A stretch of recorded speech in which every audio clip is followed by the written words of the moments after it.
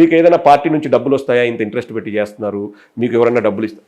నాకు ఎవ్వరు ఒక్క రూపాయి కూడా ఇంతవరకు, నేను ఈ ప్రభుత్వమే కాదండి, 2005 నుంచి అంటే నేను గ్రాడ్యుయేషన్ కంప్లీట్ చేసిన తర్వాత ఇంతవరకు ప్రభుత్వ పథకాలు నేను ఎక్కడ తీసుకున్నాను. 2005లో నేను యూకే వెళ్ళాను, నాకు ఇక్కడ భూములు ఉన్నాయి, ఏదంటే క్రాప్ లోన్లు కూడా నేను తీసుకోలేను, రెన్యూ చేసుకోవడానికి వచ్చి సంతకం పెట్టాలి. సో నా భూములన్నిటి కూడా క్రాప్ లోన్లు లేవు, ఏమీ లేవు. ఒక్క రూపాయి అంటే ఒక్క రూపాయి నేను వ్యక్తిగతంగా, మా కుటుంబం కూడా, మా డాడీ ఒకటే చెప్పేవాళ్ళు, అరే ఆ రేషన్ బియ్యం అవన్నీ కూడా లేని వాళ్ళకి మనం తీసుకోకూడదు, మనకు కాదు. నేను కూడా ఒక్కోసారి అనేవాడిని, అందరు తీసుకున్నాను నాన్న, నువ్వు కూడా తీసుకో.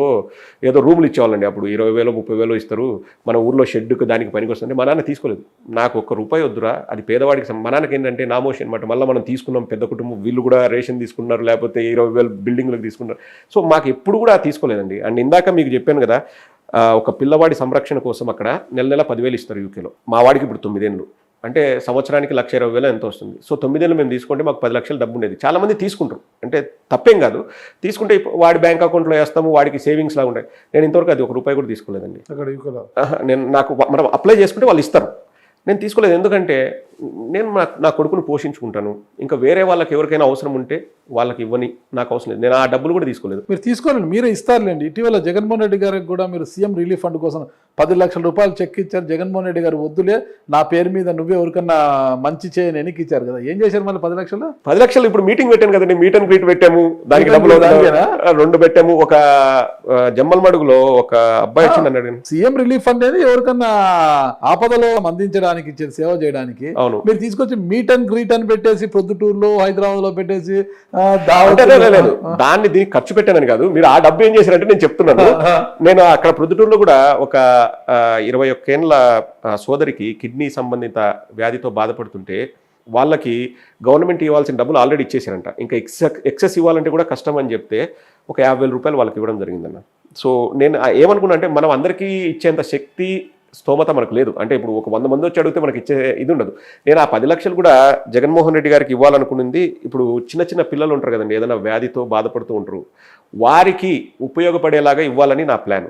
అంటే ఒక చిన్న పసికందు ప్రాణాన్ని మనం కాపాడినా అంతకంటే మనకు కావాల్సింది ఏముందండి జీవితంలో.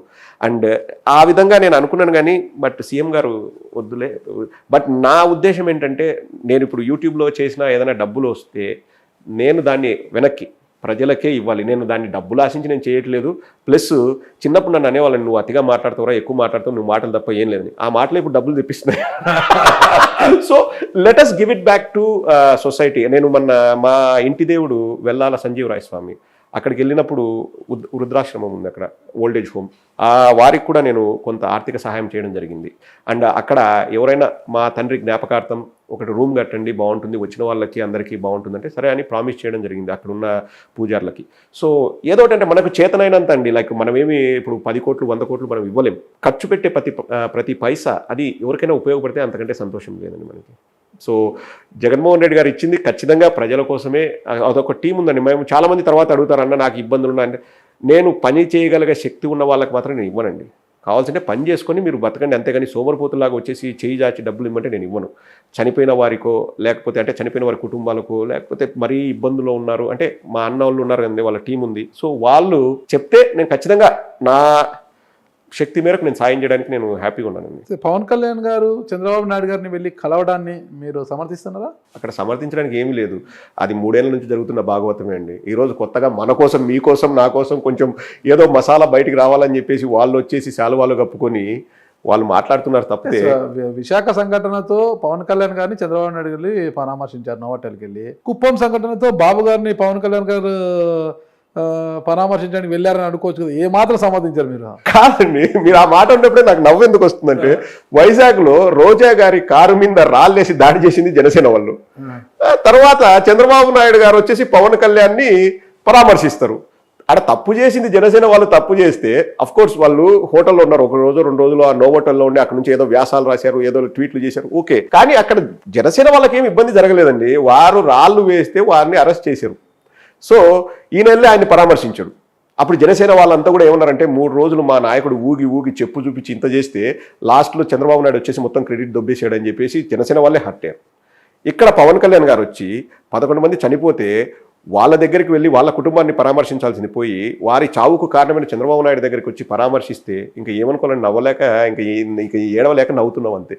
అది అసలు నాకు విచిత్రంగా అనిపిస్తుందండి. వాళ్ళు వచ్చేసి జీవో తెచ్చారు, జీవో గురించి మాట్లాడుతున్నారు తప్పితే 11 మంది ప్రాణాల గురించి పవన్ కళ్యాణ్ ఏ రోజున మాట్లాడారని అఫ్ కోర్స్ ఒక లెటర్ ఏదో రిలీజ్ చేశాడు అంతేనా. అదే ఇప్పటంలో జరిగితే మాత్రం గోడ కూలితే అంత హంగామా చేసిన వాడు గోడుని పట్టించుకోడా, ఇక్కడ ప్రజల గోడుని పట్టించుకోడా, ఆ కుటుంబాల దగ్గరికి వెళ్ళి ఎవరైనా కానిలేండి, మా వల్ల చనిపోయారు మీ వల్ల చనిపోయారు కాదు, వాళ్ళ దగ్గరికి వెళ్ళి ఒక నాయకుడు అంటే నువ్వు అంత బిజీగా ఉంటే వేరే విషయం, కానీ నాయకుడు వచ్చేసి నువ్వు వాళ్ళని పరామర్శిస్తే ఎంత బాగుంటుంది. రాలేదు, వచ్చారా మీరు చూస్తున్నారు కదండి. నేను ఇండియాకి వచ్చిన తర్వాత ఆ 2 సంఘటనలు జరిగాయి. నాకు తెలిసి పవన్ కళ్యాణ్ గారు కందుకూరుకు కానీ గుంటూరు కానీ వెళ్ళలేదు. మరి వెళ్ళలేదు అంటే ఇంకా మేము దానికి ప్రశ్నిస్తే మాత్రం మీరు భయపడిపోతారు, పవన్ కళ్యాణ్ అంటే భయపడిపోతారు, చంద్రబాబు నాయుడు ఇద్దరు కలిస్తే ఏవో ఇంకా పచ్చ మీడియాలు వస్తాయి కదా, ఏవో పూనకాల లేకపోతే ఏవో వస్తాయంటండి. ఇంకా భయపడిపోతున్నారు వైసీపీ వాళ్ళు, గజగజ వణుకుతున్నారు. ఏం భయపడేది ఏముంది, 2014లో చూసాం కదండి, అంతకంటే గొప్పగా ఏం జరుగుతుంది ఇప్పుడు. 2024 ఎన్నికలు రాబోతున్నాయి. ఇక్కడ చూస్తే జనసేన టీడీపీ ఇక కలిసి వెళ్తా అనేది అందరికి అర్థమైంది. ఇక బీజేపీ ఎలాగో ఒంటరి పోరాటం తప్పదు. ఇక కొత్తగా బీఆర్ఎస్ వచ్చింది కదా, మరి బీఆర్ఎస్లో ఏపీలో ఉండే చాలా మంది కూడా ఇప్పటికే తోట చంద్రశేఖర్ గారు, మాజీ మంత్రి రావల కిషోర్ బాబు గారు, ఇక సోము వీర్రాజు గారి అల్లుడైన చింతల పార్థసారథి గారు, ఇట్లందరూ కూడా జాయిన్ అయిపోయారు. పెద్ద నాయకులు అండి, బాగా పెద్ద నాయకులు అందరూ కూడా. మీరు నవ్వకండి, వైసీపీ పరిస్థితి ఏమప్పుడు అది బీఆర్ఎస్ గురించి వాస్తవంగా చెప్పాలంటే అండి, వారు ఎలా వెళ్తారనేది మనకు తెలియదు. ఇప్పుడే మాట్లాడడం తొందరపాటు చర్య అవుతుంది. బట్ ఎవరైనా ఎక్కడైనా పోటీ చేయొచ్చు.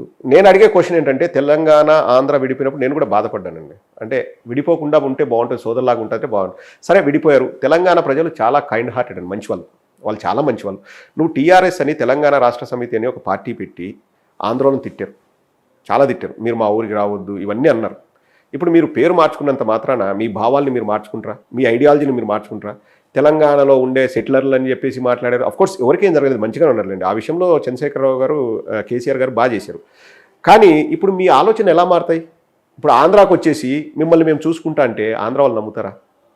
ఎలా నమ్ముతారు? వాళ్ళకి ఇప్పుడు ఆంధ్రాలో కాంగ్రెస్ పరిస్థితి ఏంటండి? మా గంజాయి రెడ్డి ఉన్నాడు కదా, సారీ తులసిరెడ్డి ఉన్నారు కదా, ఆయన మీరు చూస్తూనే ఉన్నారు. ఏంది గంజాయి రెడ్డి అంటే ఆయన్ని మనసులో నుంచి వచ్చిన మాటలే మళ్ళీ సారీ అన్నారు, కానీ అది వచ్చింది. ప్రదీప్ గారి గురించి నాకు తెలిసిలేండి, అన్ని కూడా మనసులో అనాలనుకున్న మాట అనేసి అదే అశ్వత్థామతో హతః కుంజరః అన్నట్టుగా. ఆ పేరు నేను పెట్టలేదండి, నేను పెట్టిన పేర్లు 2 ఉన్నాయి, అది వేరే. కానీ ఈ పేరు నాకు సంబంధం లేదు. సోషల్ మీడియాలో వస్తుంటే అది తక్కువ గంజాయి రెడ్డి, నిన్న మీటింగ్ లో కూడా గంజాయి రెడ్డి గురించి చెప్పండి అంటే నాకు ఫస్ట్ అర్థం కాలేదు. ఓకే తులసిరెడ్డి. ఇప్పుడు కాంగ్రెస్ పరిస్థితి ఎలాగుందో నాకు తెలిసి బీఆర్ఎస్ పరిస్థితి అంతకంటే పెద్దగా ఏముండదు. బట్ నేను అనుకోవడం, నా వ్యక్తిగత అభిప్రాయము, మేము పెద్దగా బీఆర్ఎస్తో గొడవ పడాల్సిన అవసరం లేదు. వాళ్ళ పని వాళ్ళు చేసుకుంటారు. మాకు ఎందుకంటే మాకు చేయాల్సిన పనులు చాలా ఉన్నాయి. మాకు 2 పెద్ద మనుషులు ఉన్నారు కదా, వాళ్ళతో డీల్ చేస్తే మేము చాలు. ఇప్పుడు పొలిటికల్ సినారియో గురించి మీకు ఏమర్థమవుతుంది? 2024 200% వైఎస్ఆర్సీపీ అత్యధిక మెజార్టీతో మళ్ళీ అధికారంలోకి వస్తుంది. జగన్మోహన్ రెడ్డి గారు రెండవసారి ముఖ్యమంత్రిగా ప్రమాణ స్వీకారం చేస్తారు. రెండోసారి కాదు, 3, 4, 5 జరుగుతూనే ఉంటుంది అంతే. 100%. మీరు ఇక వైసీపీలోనే కొనసాగుతారు. మంచి క్వశ్చన్ అడిగారండి. నేను అంటే పాలిటిక్స్, నేను ఏదో నా లాభాన్ని ఆశించి నేను పాలిటిక్స్ చేయట్లేదన్న. ఇప్పుడు నేను ఉంటే వైఎస్ఆర్ కాంగ్రెస్ పార్టీ కార్యకర్తగా ఉంటా, లేదంటే గమ్మున నా ఇంట్లో కూర్చొని నా పనులు నేను చేసుకుంటా, అంతేగాని ఇంకొక పార్టీ అది నాకు ఉండదు. ప్లస్ అఫ్కోర్స్ కొన్ని ఏదన్నా జగన్మోహన్ రెడ్డి గారు ఏదన్నా చేస్తే నాకు కూడా అన్న ఇట్లా చేయకుండా ఉండాల్సింది కదన్నా, వాళ్ళకి ఇవ్వాల్సింది కదా వీళ్ళకి అని అనిపిస్తుంది. 1-2 సార్లు నేను యూట్యూబ్లో కూడా చెప్పాను, మంత్రివర్గ విస్తరణ జరిగినప్పుడు కానీ, అన్న ఫస్ట్ నుంచి ఉన్న వాళ్ళకి ఇవ్వచ్చు కదా, కొత్తగా వచ్చి వాళ్ళకు మీరు పదవులు ఇస్తే ఏమంటుంది నేను మాట్లాడాను కూడా. అఫ్కోర్స్ నాకు ఆ స్వేచ్ఛ ఉందని నేను భావిస్తా, మా అన్న దగ్గర నేను చెప్పుకోవచ్చు. కానీ at the end of the day Jaganmohan Reddy గారు మా నాయకుడు, నాకు అన్న, అది మా పార్టీ. ఇప్పుడు వైఎస్ఆర్సీపీ మళ్ళీ చెప్తున్నాను, వైఎస్ఆర్సీపీ నాకు రాజకీయంగా తల్లి లాంటిది. జగన్మోహన్ రెడ్డి గారు కర్త కర్మ క్రియ మా బాస్. నేను అంటే రాజకీయాల గురించి మాట్లాడుతూ రాజకీయాల్లో ఉన్నంత వరకు జగన్మోహన్ రెడ్డి గారితోనే ఉంటాను. జగన్మోహన్ రెడ్డి గారు అరే ఇంక నీ అవసరం లేదురా నువ్వు పో అన్నాడు అనుకో, సరే అన్న నేను హ్యాపీగా అవుతాను, అప్పుడు కూడా మీకే సపోర్ట్ చేస్తాను, కానీ నేను మాట్లాడలే, కానీ నాకు తెలిసిన వాళ్ళని మీకే ఓటేమని చెప్తా అంట, అంతే తప్ప నాకు ఇంకా వేరే రాజకీయ నాయకులు, వేరే రాజకీయాలు, సపోజ్ చెప్తున్నా అండి, ఒక 30-40 ఏళ్ళ తర్వాత జగన్మోహన్ రెడ్డి గారు నేను రిటైర్ అవుతా ప్రదీప్ అంటే నేను కూడా రిటైర్ అవుతా అన్నా, నాకు రాజకీయాలు అవసరం లేదు అంటానే తప్పితే, అంటే ఇంకా నేను ఇవి బాండింగ్ అయిపోయింది.